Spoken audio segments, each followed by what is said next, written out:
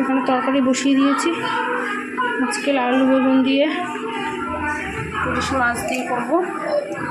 আর ওদিকে আছে চিংড়ি মাছ, আর এটা আছে ইলিশ মাছের প্যাটা দিয়ে ভাজা। প্যাটাটা ভেজে রেখেছি, যে আমি এটা ভালো খাই। রান্না বসে আছে, বেশি কিছু রান্নার নেই। এটা আছে শাক, পালং শাক দিয়ে চিংড়ি মাছ দিয়ে করবো। তো কীভাবে কী রান্না করি দেখতে থাকো।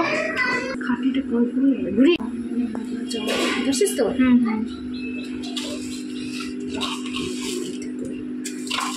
তো দিয়ে দিলাম এখন জিরে ফোড়ন।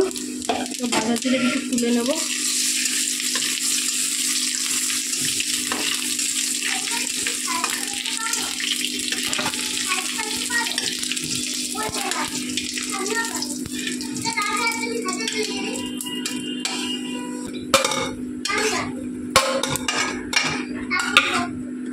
আর দেবো একটু রাঁধুনি ফোড়ন।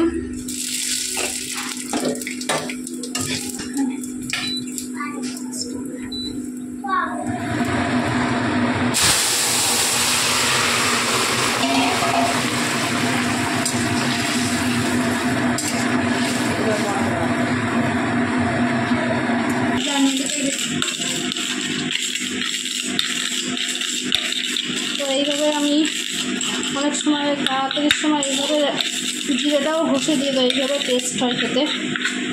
তো তোমরাও এইভাবে করে তরকারিতে দিতে পারো, খেয়ে দেখবে ভালো লাগে। তো এই জিরে এইভাবে ঘষে দেওয়ার টেস্টটাও হয় আলাদা।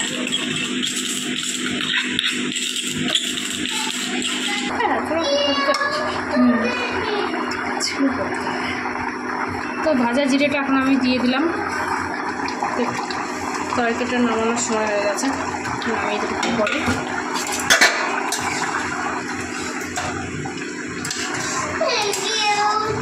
ঝোলটা আর একটু টানিয়ে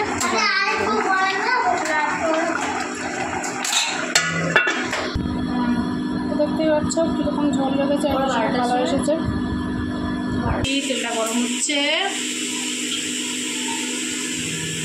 চিংড়ি মাছ আছে, নুন হলুদ মাখানো আছে। তেলটা গরম হয়ে গেছে, মাছটা দিয়ে দেবো।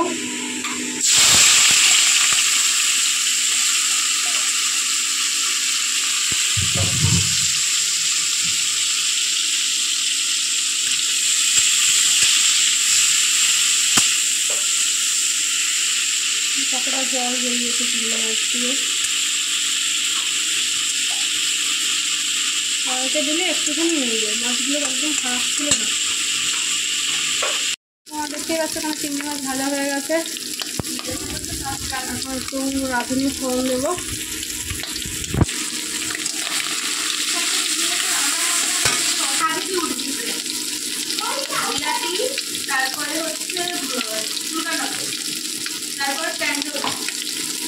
রাঁধুনি ফোড়ন দিয়ে দিলাম, গরম জল দেবো।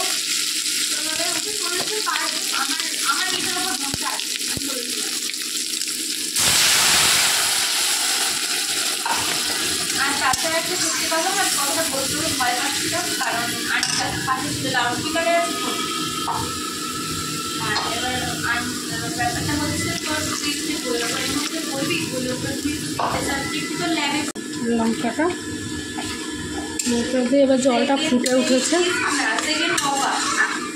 তো আজ অনেকদিন পরে আবার রান্না করছি পালং শাক। অ্যাপ্লাই করেছিস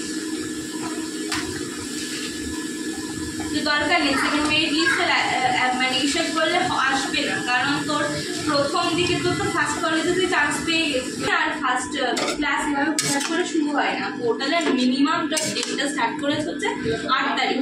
এবার 8 তারিখে শিওর হবে এমন কোনো ইসে নেই, যেমন তো জানোই পালং শাকে জল বেরায়, তো আমি এর জন্য আগের থেকে অল্প পরিমাণে জলটা দিয়েছি, যেহেতু ঢাকা দিলে পালং শাক দিয়ে অনেকটা জল বেরাবে। তো আমি এইভাবেই রান্না করলাম আজকে পালং শাকটা। এখন একটু ঢেকে দেবো। তো তো দেখো কতটা জল দিয়েছিলাম আর কতটা হয়ে গেছে। তো এদিকে আমার শাকটা প্রায় হয়েই এসছে, তো আর একটু হবে তখন নামিয়ে দেবো। আর এদিকে আমার ভাতও হয়ে গেছে, ভাতটা এখন দুধ দিয়ে দেবো।